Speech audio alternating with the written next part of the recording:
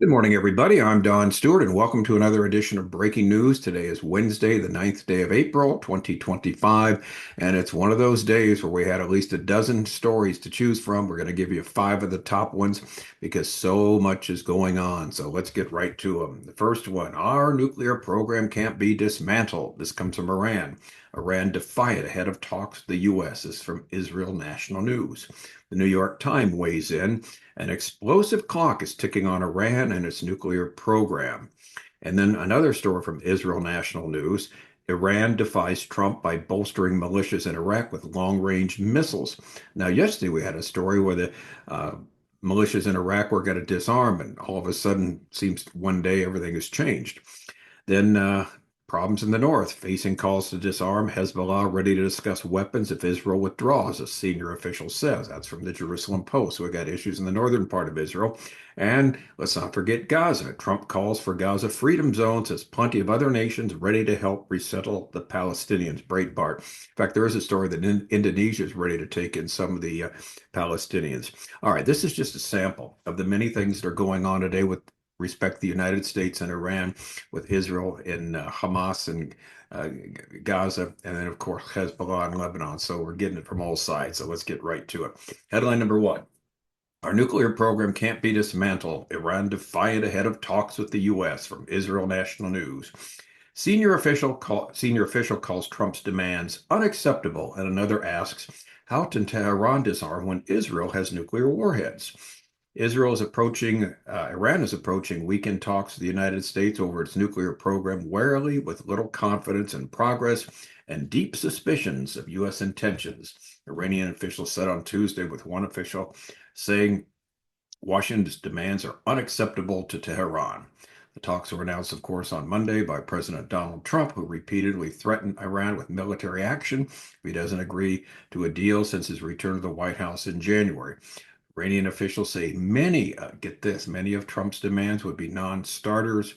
Trump wants a new deal, wants to end Iran's regional influence, dismantle its nuclear program, and halt its missile work. These are unacceptable to Tehran. Our nuclear program cannot be dismantled, a senior Iranian official told Reuters.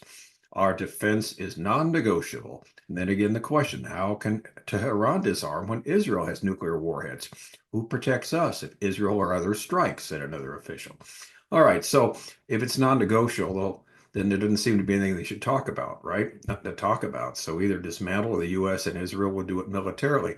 That's where it should end. Now we'll see if that's what happens, or it should come to that. Now, New York Times weighs in here. Remember, they're very leftist in what they say, and so I'm going to just hit part of the article here. An explosive clock is ticking on Iran and its nuclear program. Expected talks between Iran and the United States would be a late and perhaps last opportunity to control Tehran's nuclear ambitions and avoid war. Talks between the U.S. and Iran, which President Trump said on Monday would begin on Saturday in Oman, face, here's the key, considerable problems of substance and well-earned mistrust. But time is short for what is likely to be a complicated negotiation. We're at a fork in the road heading toward a crisis, said Sinan Vakil, director of the Middle East and North African program at Chatham House. While Mr. Trump has recently threatened Iran with bombing, the likes of which they have never seen before, he's also made it clear he prefers a diplomatic deal. That reassurance, made in the Oval Office sitting next to Prime Minister Netanyahu of Israel, who has pressed for military action, will be widely welcomed in the Arab world. Even if the target is the Islamic Republic of Iran, with all its ambitions for regional hegemony, Arab countries of Egypt through the Gulf fear the economic and social consequences of an American-Israeli war. All right, there doesn't really seem to be any deal that can be made short of Iran dismantling their nuclear program, which of course they're not willing to do. So, what Trump's idea, from what we know from what's been said repeatedly, is that Iran dismantle with under U.S. observation there, make sure everything's dismantled. They'll do it, and then there won't be a war if they don't dismantle their nuclear program. Then U.S. will dismantle it, and along with Israel.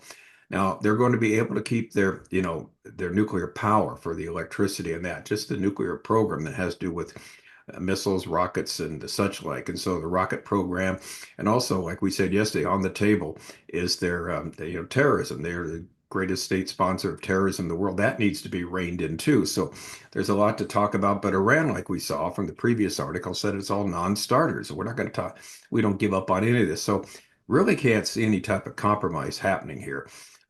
Any compromise short of Iran's nuclear program being dismantled from the Israeli-American side certainly wouldn't fit the bill with what's going on.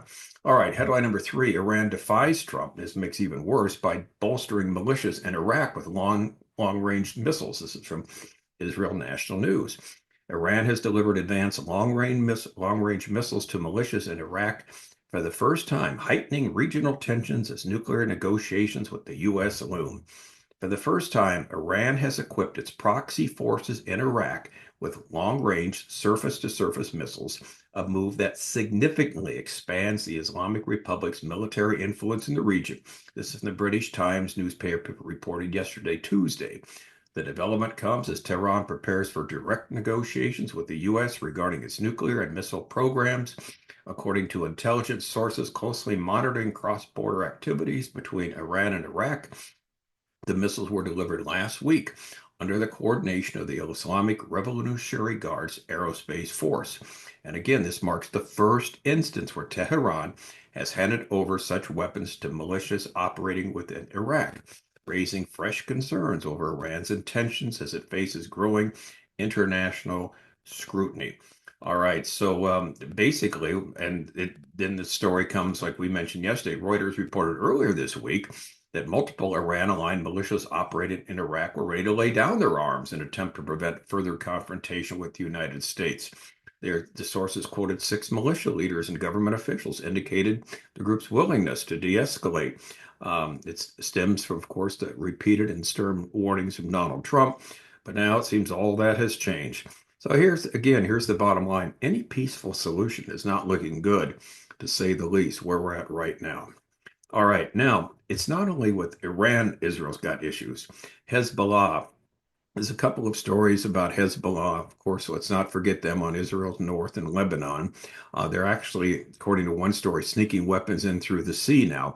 They can't do it through Syria anymore because they got that closed. But now, facing calls to disarm, Hezbollah ready to discuss weapons if Israel withdraws, senior official says. This is Jerusalem Post story. In other words, we'll discuss the weaponry. Now, notice how it is. We'll discuss giving up our weapons, but first, if you got to withdraw. All right. As calls for Lebanon's Hezbollah to disarm gain momentum, a senior Hezbollah official told Reuters the group is ready to hold talks with the Lebanese president about its weapons if Israel withdraws from southern Lebanon and stops its strikes. Why is Israel and southern Lebanon striking Hezbollah? Because they still have missile launchers and they still have rockets and drones that are aimed at Israel. Once in a while, they see an attempt by Hezbollah to shoot drones back to northern Israel. So that's why they're there for safety. So U.S.-backed President Joseph Aoun, who vowed when he took office in January to establish a state monopoly on the control of arms, intends to open talks with Hezbollah over its arsenal soon, 3 Lebanese political sources said. Discussions of disarmament have intensified since the power balance was upended last year with the war with Israel and the ousting of Hezbollah's Syrian ally, ex-President Bashar al-Assad. Now, once Bashar left and again the new regime took over, the weapons dried up. They were coming to Hezbollah through Syria. No longer that's the case. So they don't have what they used to have. And remember, about 90% of their leaders and much of its weaponry was destroyed by Israel in this last 15 months. And so we've got this issue now too. So Hezbollah, again, their position on potential discussions has not been previously reported. So sources spoke on condition of anonymity. So again, here's the point. They're feeling it too. Because Israel has been done a great job in pounding them. They've got 5 different places where in southern Lebanon where Israel has their forces there, and that's to keep Hezbollah from coming to the border and attempting to attack the north, because the poor northern people in Israel have been getting bombarded left and right since October 7th, 2023. So Israel's got this to face, but then also now we move south and we still got the problem of Gaza. Now this is an interesting story here, because the headline from Breitbart, Trump calls for Gaza freedom zone, and he says this: plenty of other nations ready to help resettle Palestinians. The Gaza Strip should be a freedom zone free from Hamas and daily bloodshed, according to President Donald Trump, who reaffirmed his plan to relocate Palestinians to safer countries, saying plenty are ready to help. He said this during the joint meeting with Netanyahu at the White House. At the press gathering, he said moving Palestinian civilians out of Gaza would offer them a chance for a safer, freer life, while removing citizens from a combat zone again, they'd be moving citizens from a combat zone long dominated by the Hamas terror group.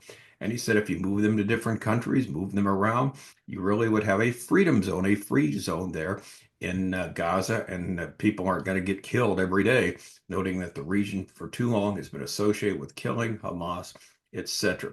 Now, what's interesting about this story, there's a recent story that, remember, Hamas was talking about all the children that have died and this and that and the figures. Well, recently they've revised that and said something like 72% of the deaths in Gaza are from Hamas terrorists. They're not innocent civilians.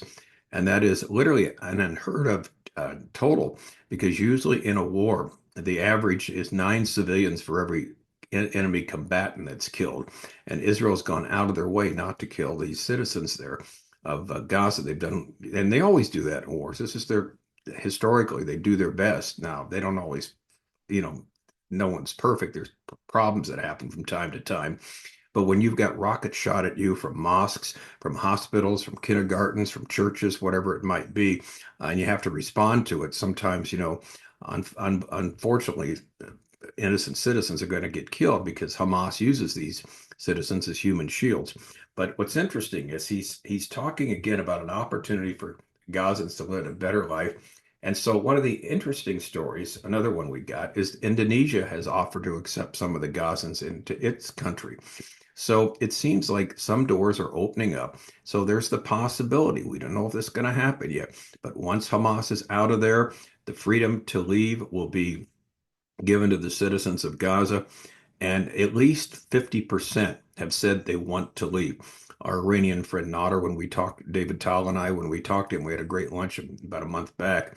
We asked him about that, and he said, no, it's only about 5% want to. He said, no, 5,000 want to stay. Everybody wants to leave. They want to leave that. His people on the ground there in contact with him.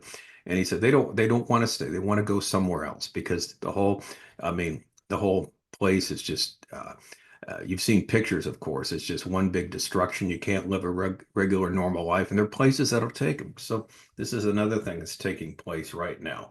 Okay, so as we can observe from the various stories, Israel's continuing to face challenges from the south, Hamas and Gaza, from the north, Hezbollah and Lebanon, and most important of all, from Iran. It seems that war is inevitable. We will continue to watch and pray and keep you informed. So literally only God knows what will happen, when it will happen. We give you the stories as they come across the wire, and let's just continue to pray, all right? And today, also in our Your Bible Questions Answered, we're going to switch gears a little bit. We're going to do a story on the afterlife, the personal afterlife, our life and death under God's control. Important question that all of us probably think about one time or another. So that'll be our question today that we answer and our feature, Your Bible Questions Answered. I'm Don Stewart. Thanks for watching. Until later today, may the Lord richly, richly bless.